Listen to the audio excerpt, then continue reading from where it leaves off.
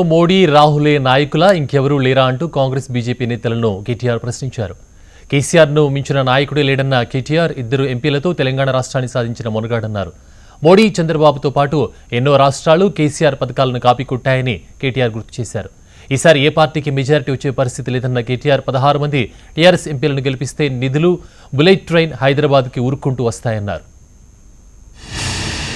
Modi versus Rahul Gandhi అని చెప్పి కొంతమంది మాట్లాడుతూ ఉన్నారు.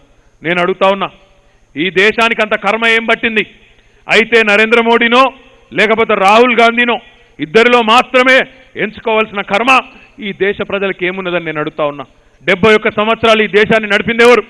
కాంగ్రెస్ బీజేపీలే కాదా? ఈ రెండు పార్టీలే దేశాన్ని 71 ఏళ్ళు ఏలింది.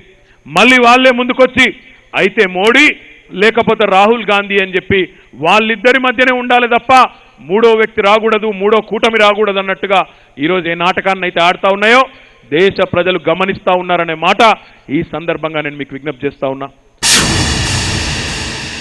ఏ ముఖ్యమంత్రి ఏ ప్రధానమంత్రి ఆలోచించని విధంగా రైతు బంధు లాంటి పథకాన్ని పెట్టి, రైతు బీమా లాంటి పథకాన్ని పెట్టి కోట్లాది మంది రైతుల హృదయాల్లో చెరగని ముద్ర వేసిన నాయకుడు మన నాయకుడు కేసీఆర్ గారా కాదా ఒక్కసారి మీరు ఆలోచించాలని చెప్పి నేను కోరుతా ఉన్నా.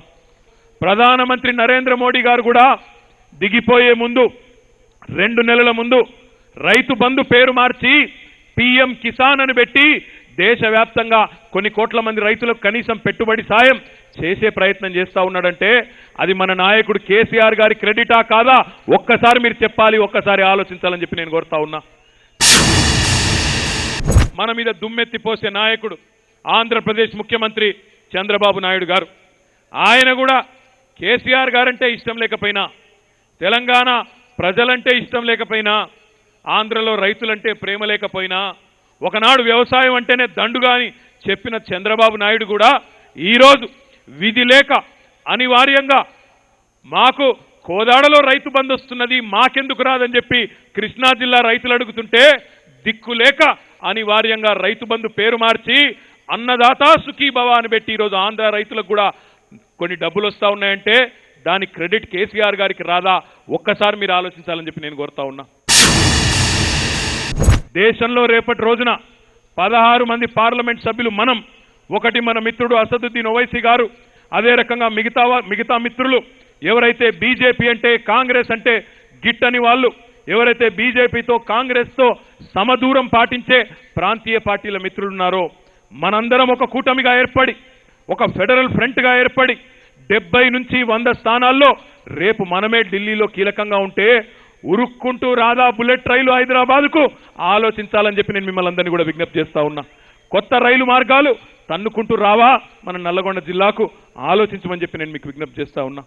అదే రేపు ఢిల్లీ జుట్టు మన చేతిలో ఉంటే 16 మంది పార్లమెంట్ సభ్యులను తెలంగాణ ప్రజలు కేసీఆర్ సైనికులను పంపిస్తే పార్లమెంటుకు 24,000 కోట్లు కాదు 50,000 కోట్లు తన్నుకుంటూ రావా ఒక్కసారి మీరు ఆలోచించాలని చెప్పి నేను కోరుతా ఉన్నా. ఎందుకు టీఆర్ఎస్ ఎంపీలు ఉండాలి ఢిల్లీలో అంటే, పొరపాటున కాంగ్రెస్ ఎంపీలు గెలిచిండ్రనుకో ఏమవుతుంది కాంగ్రెస్ ఎంపీలతోని? రాహుల్ గాంధీ గారు సిట్ అంటే సిట్టు, స్టాండ్ అంటే స్టాండు, ఏమవుతుంది వాళ్ళతోని? ఏమీ చేయలేని పరిస్థితి, అశక్తులు. అదే మన నాయకులైతే, మన పార్లమెంట్ సభ్యులైతే పేగులు తెగేదాకా కొట్లాడే సత్తా ఉన్న నాయకులు కేవలం టీఆర్ఎస్ పార్టీలో మాత్రమే ఉన్నారనే మాట తెలంగాణ ప్రజలకు అర్థమైంది కాబట్టే మొన్ననే కేసీఆర్ గారి నాయకత్వాన్ని ఆమోదించడం జరిగింది. ఏం చేస్తాడు కేసీఆర్ 16 మంది ఎంపీలతోని? ఏం చేయగలుగుతాడని మాట్లాడుతున్నారు. వాళ్ళకి నేను చెప్తా ఉన్నా, మా నాయకుడు మొనగాడు. ఇద్దరు ఎంపీలతో తెలంగాణ తీసుకొచ్చిన కేసీఆర్ ఎంతమంది ఉన్నామన్నది ముఖ్యం కాదు, ఆ ఉన్నవాళ్ళు ఏం చేస్తున్నారు అనేది ముఖ్యం.